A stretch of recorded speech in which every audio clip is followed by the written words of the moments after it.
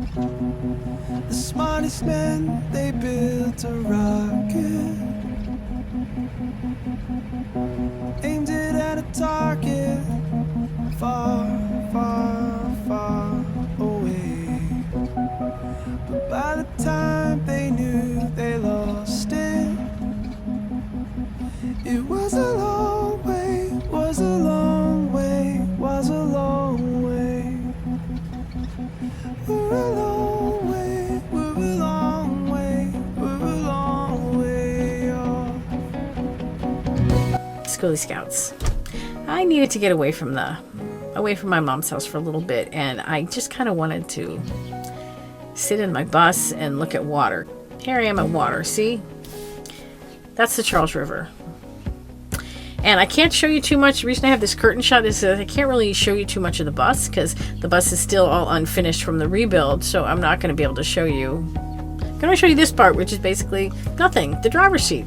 Camo Dave made a comment a couple days ago. He said I need to show the bus more, but that's not going to happen right now because I'm not done with the rebuild, and I want maximum ooh and ah factor when I do show the rebuild.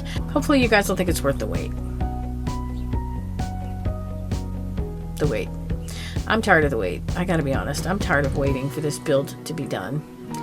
I'm really tired of waiting to get back to my life, to get back on the road. And honestly, I really am. But there's just not a lot of point to my going there because I can't go there. Literally, right? I have to stay here. And I try to keep this idea in my head that whatever I'm doing, whatever's right in front of me is what I'm supposed to be doing. Wherever I am is where I'm supposed to be. So my mom, this rebuild, that's what's in front of me. That's what I'm going to focus on. And this tower. I'm going to focus on this tower. So this tower, it's called Norumbega Tower. And it was erected by a guy named Eben Norton Horsford. And he was basically a chemistry teacher, like a chemistry professor. And his big claim to fame, and this is apparently a really big deal, he reformulated baking powder. And I'll be honest with you, this didn't really seem like a huge accomplishment to me when I came across that. I mean, I guess I don't really use enough baking powder to have really developed the requisite gratitude for what he did. But some people have that gratitude because here's a quote from when it went on the market. The preparation of baking powder by Professor Horsford in Cambridge in North America, I consider one of the most important and beneficial discoveries that has been made in the last decade. This was the 1860s. A lot happened in the 1860s. I mean, yeah, the Civil War. Besides the Civil War, there were a lot of inventions and discoveries. Dynamite was invented. The first submarine.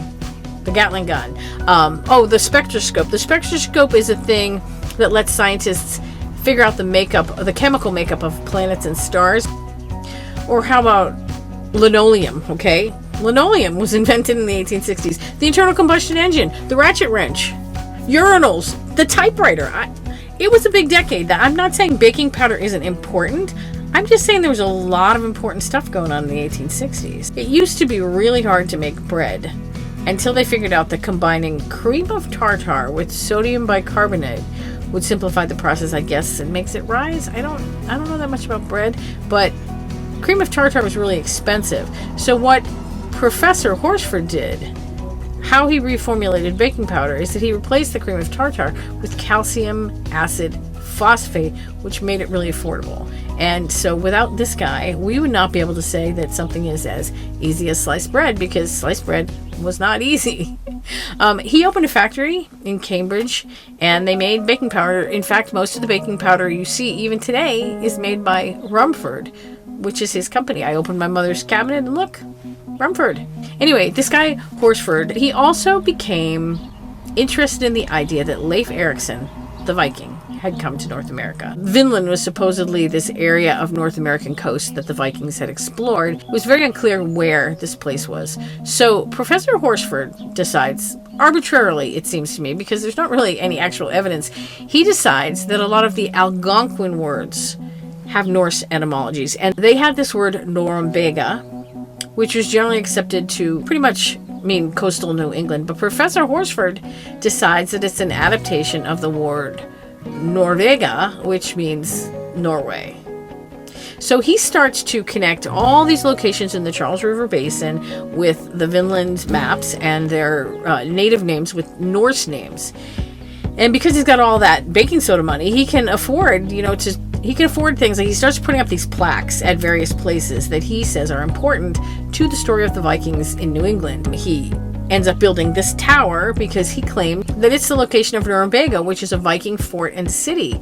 And again, this is based pretty much on nothing. No historians agree with him, no archaeologists. Some lay people are starting to jump on board. I mean, because he's putting this out there. And he commissions a statue of Leif Erickson, puts it on Commonwealth Avenue. And he writes a book where he compiles all of his evidence together in one place. So now he's created this perception that the Vikings were in New England.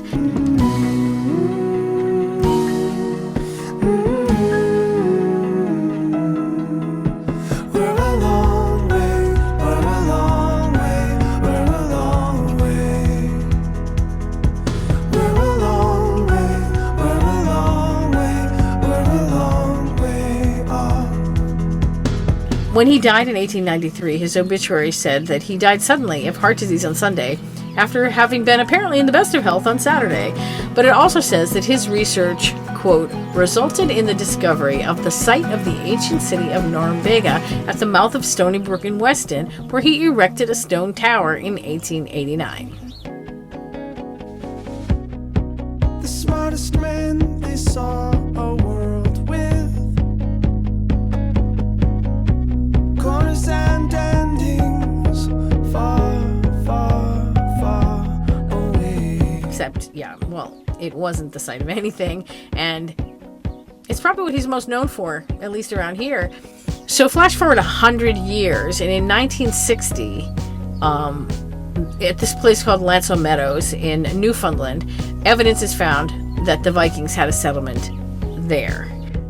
So that is where the Vikings came to North America. That's where their settlement was. Not New England. Anyway, back to Horsford. Now, this guy did some really great things. I mean, he reformulated baking powder, for Christ's sake. And he was a philanthropist, and he created the Shelter Island Public Library on Shelter Island in New York. Yeah, he did a lot. This is a guy who clearly had a lot of faith in himself, a lot of confidence. He had to have to look at something like baking powder, something that was so established, and say, I can make this better.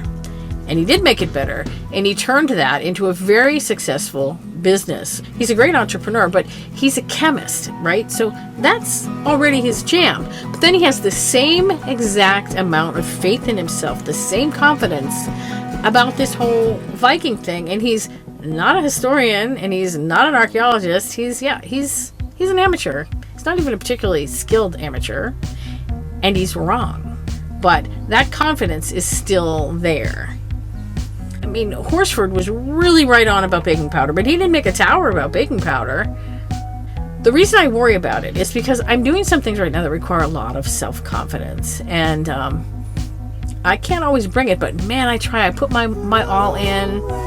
I build my tower, if you know what I mean, and maybe I'm wrong. Maybe I'm completely wrong. Maybe my tower is a monument to something that isn't even real. I'm getting way too philosophical here.